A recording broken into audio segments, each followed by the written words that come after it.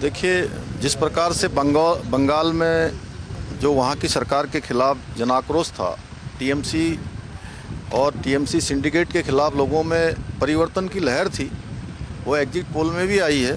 और exit poll के बाद जब रियल गणना होगी उस दिन भी डबल इंजन की वहाँ सरकार बनेगी। তা সত্ত্বেও আমরা আশাবাদী যে 200 তো আমরা क्रॉस করব, সংখ্যাটা কোথায় দাঁড়াবে সেটা মানুষ ঠিক করবে। देखिए, जो एग्जिट पोल अभी रात में देखा है और लार्जली बहुत सारे एग्जिट पोल जो बंगाल का रिपोर्ट दिखा रहा है उसमें एनडीए को आगे दिखा रहा है।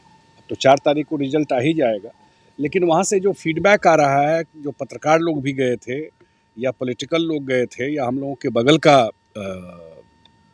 स्टेट है, तो जो फीडबैक मिल रहा है उस फीडबैक के हिसाब से वहाँ एनडीए की सरकार आ रही है।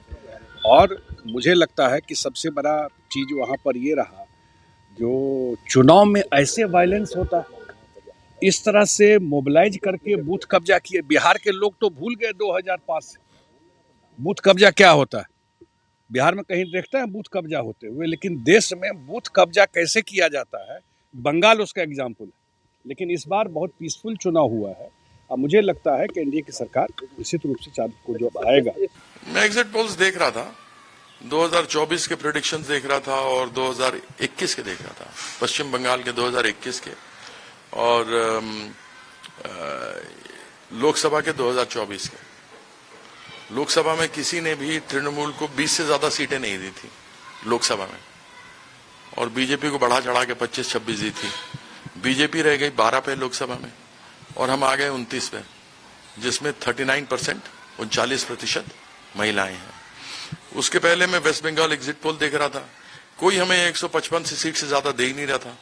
और कोई भी चैनल हो, सारे के सारे यही कर रहे थे और आए हमारे 216। तो मैं एग्जिट पोल कितना मानूं, मुझे आप ये बताइए।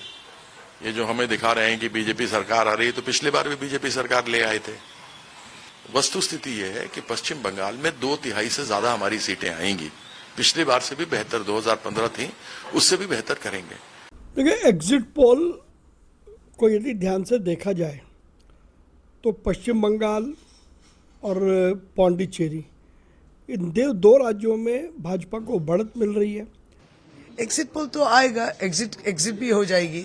असली तो रिजल्ट है 4 मई को, और बंगाल में एग्जिट पोल की रिजल्ट की इतिहास अच्छी नहीं है। ममता बनर्जी ही मुख्यमंत्री होगी।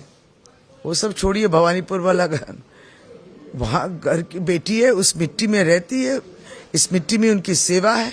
250 के करीब मीटिंग की है सारे पश्चिम बंगाल में। हिम्मत है या दम है और किसी लीडर में, किसी भी पार्टी में, वो रखी है। और भवानीपुर की जनता उनको समझती है, प्यार करती है। चिंता नहीं है, सफिशिएंट मेजोरिटी के साथ बीजेपी सरकार बनाएगा, पीछे देखने की जरूरत नहीं है। ये कि आज जो पोल हुआ है, भाजपा पूरा हारने वाला है, इसलिए ये सेंट्रल फोर्स से बहुत एट्रोसिटी सेंट्रल फोर्स ने किया।